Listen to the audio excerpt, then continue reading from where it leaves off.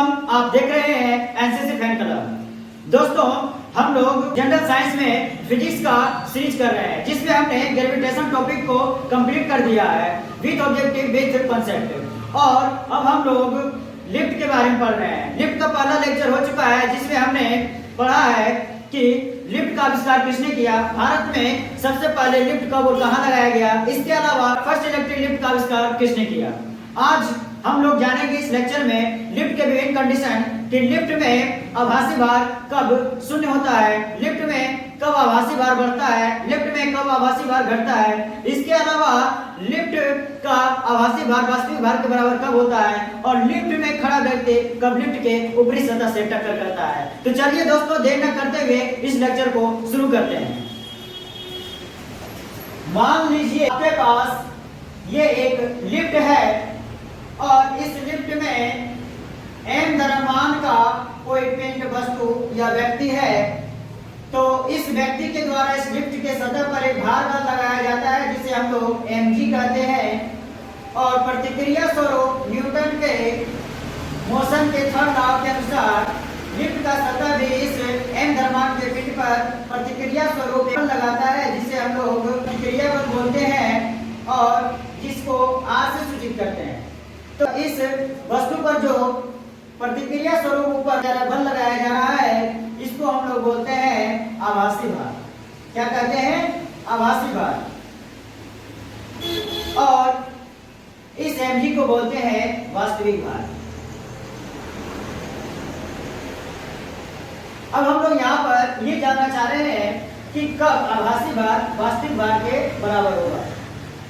तो जब आपका लिफ्ट रेस्ट कंडीशन में हो, मतलब आपका लिफ्ट रुका हुआ हो, तब आपका आभासी भार वास्तविक भार के बराबर होगा।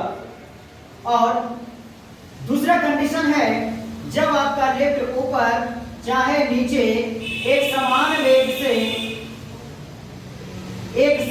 वेग से गति कर रहा हो, तब पर भी आपका आभासी भार वास्तविक भार के बराबर होगा। इसका मतलब ये हुआ कि एक समान वेग से गति करने से यहाँ पर कोई त्वरण नहीं उत्पन्न होगा, और जब कोई त्वरण नहीं उत्पन्न होगा तब हम बोल सकते हैं कि आभासी भार बराबर होगा mg का, यानी कि वास्तविक भार के बराबर होगा। और ऐसा इसलिए है क्योंकि देखिए, शुरुआत में भी वेग मान लेते हैं v, और बाद में भी वेग v ही है।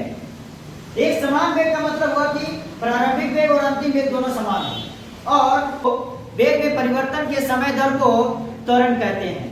तो देखिए, वेग में परिवर्तन यानी कि अंतिम वेग v और प्रारंभिक वेग v, इन दोनों का अंतर निकालें तो v माइनस v, और बटे में समय से भाग कर दें तो यही होता है हमारा त्वरण। तो देखिए, v माइनस v 0 बटा t, तो हो जाएगा यहाँ पर a बराबर 0, यानी कि यहाँ पर कोई त्वरण नहीं। तो आपसे प्रश्न पूछा जाता है कंपटीशन एग्जाम में कि कब वास्तविक भार और आभासी भार बराबर होंगे, या कब आभासी भार वास्तविक भार के बराबर होगा। तो इस प्रश्न का जवाब है कि जब आपका लिफ्ट रेस्ट कंडीशन में हो, रुका हुआ हो। दूसरा, जब लिफ्ट ऊपर चाहे नीचे एक समान वेग से गति कर रहा हो। या तीसरा, जब त्वरण शून्य हो, तब आपका आभासी भार वास्तविक भार के बराबर होगा। तो चलिए, ये पहला कंडीशन हो गया। दूसरा कंडीशन देखते हैं हम लोग।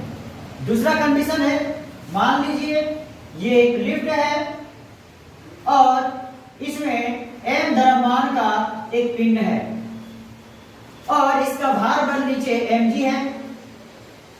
तो ये लिफ्ट का सतह इस पिंड पर भी ऊपर प्रतिक्रिया बल लगा है, जिसको हम लोग r से बोलते हैं, सूचित करते हैं, और इस r को हम लोग बोलते हैं आभासी भार। और इस mg को बोलते हैं वास्तविक भार।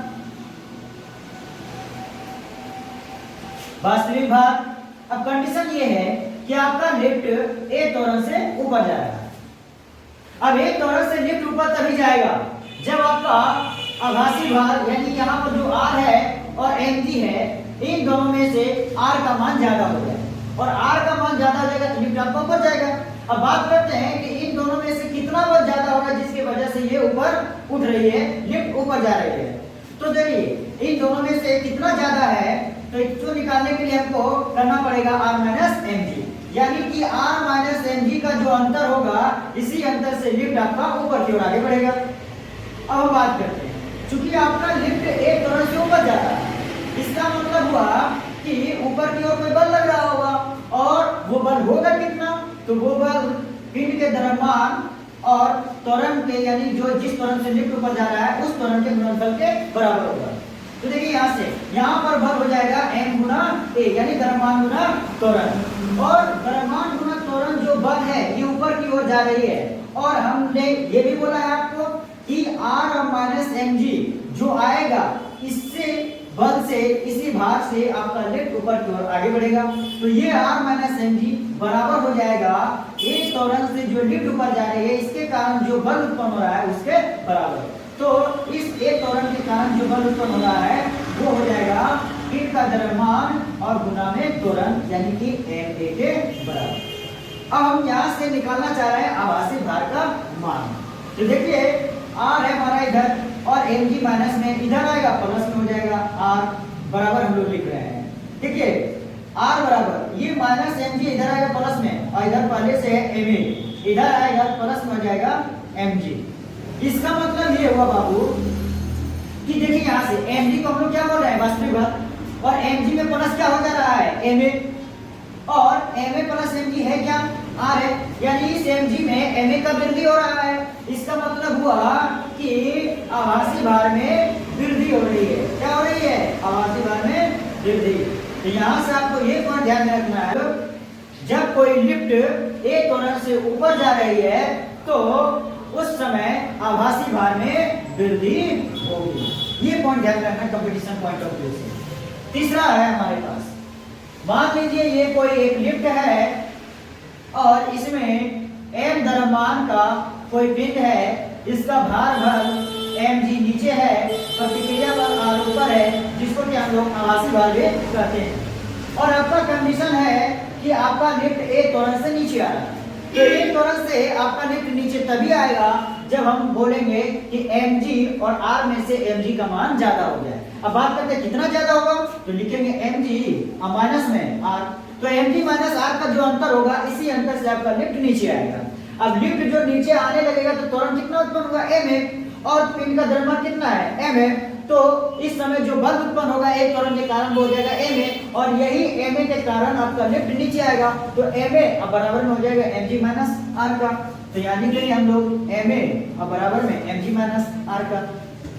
अब r का मान निकालना चाहिए, इधर माइनस में इधर आएगा प्लस में हो जाएगा r, इधर बचेगा mg, और ये है प्लस में ma, इधर जाएगा माइनस में हो जाएगा ma। देखिए यहाँ mg हमारा वास्तविक भार, और mg में कमी हो रहा है कितना का, ma का, यानी हम जान रहे हैं कि mg में कमी हो रहा है, वास्तविक भार में कमी हो रहा है ma का, और mg माइनस ma किसके बराबर है, r के बराबर है। इसका मतलब हम लोग बोल सकते हैं कि अंततोगत्वा कि परिणाम स्वरूप रिजल्ट के रूप में हमें यह पता चल रहा है कि आभासी भार में कमी हो रही है। क्या हो रही है? आभासी भार में कमी हो रही है। इसका मतलब ये हुआ यहाँ से रिजल्ट आपका निकला कि जब कोई लिफ्ट एक त्वरण से नीचे जाएगी तो उस समय आभासी भार में कमी होगी। ये पॉइंट आपको ध्यान रखना है कंपटीशन के लिए। अब हम लोग नेक्स्ट पढ़ते हैं चौथा। मान लीजिए आपका ये कोई एक लिफ्ट है और इसमें m द्रव्यमान का कोई पिंड है, वस्तु है, आदमी है, इसका भार बल mg है, और लिफ्ट के सतह के द्वारा इस वस्तु पर प्रतिक्रिया बल r ऊपर है, जिसको आभासी भार भी कहते हैं, और आपका लिफ्ट भी एक त्वरण से नीचे आ रहा है। अब कंडीशन ये है यहाँ पर कि अब की बार लिफ्ट का जो रस्सी है वो टूट गया, तो रस्सी टूटेगा तो लिफ्ट हो जाएगा आपका स्वतंत्रता पूर्वक, और स्वतंत्रता पूर्वक जब हम लोग जानते हैं कोई भी वस्तु ऊपर से नीचे की ओर गिरती है तो उस समय उसका त्वरण जो है वो गुरुत्वीय त्वरण के बराबर हो जाता है। तो इस स्थिति में जैसा ही रस्सी टूटेगा लिफ्ट का तो लिफ्ट हो जाएगा स्वतंत्रता पूर्वक नीचे गिरने लगेगा, तो इस समय जो इसका त्वरण होगा वो गुरुत्वीय त्वरण के बराबर हो जाएगा। अब देखिए इस समीकरण में ए का यानी त्वरण का मान गुरुत्वीय त्वरण के बराबर रख दीजिए, तो क्या होगा, तो r बराबर हो जाएगा mg रखिए माइनस, तो माइनस कीजिए ma m, और a बराबर किसका हो गया g का। तो देखिए यहाँ से क्या निकल कर आ रहा है, r बराबर निकल कर आ रहा है mg माइनस mg, तो हो जाएगा 0, यानी कि आपका आभासी भार शून्य हो जा रहा है। आभासी भार क्या हो रहा है? शून्य हो रहा है। इसको हम लोग बोलते हैं भारहीनता। क्या बोलते हैं? भारहीनता। यानी कि जब कोई लिफ्ट स्वतंत्रता पूर्वक या उसका त्वरण गुरुत्वीय त्वरण के बराबर हो जाए या रस्सी टूट जाए लिफ्ट का और इस स्थिति में आपका लिफ्ट ऊपर से नीचे की ओर गति करने लगे तो आपका आभासी भार शून्य हो जाएगा और इस स्थिति को हम लोग बोलते हैं भारीनता की स्थिति। तो चलिए दोस्तों, आप इसे बार बार देखें, रिवीजन करें और अपने दोस्तों में शेयर करें और हमारे चैनल पर नए हैं तो चैनल को लाइक शेयर और सब्सक्राइब जरूर करें। हम लोग मिलेंगे नेक्स्ट लेक्चर में, तब तक के लिए आप स्वस्थ रहें, सुरक्षित रहें और अपने घर परिवार का ध्यान रखें। धन्यवाद।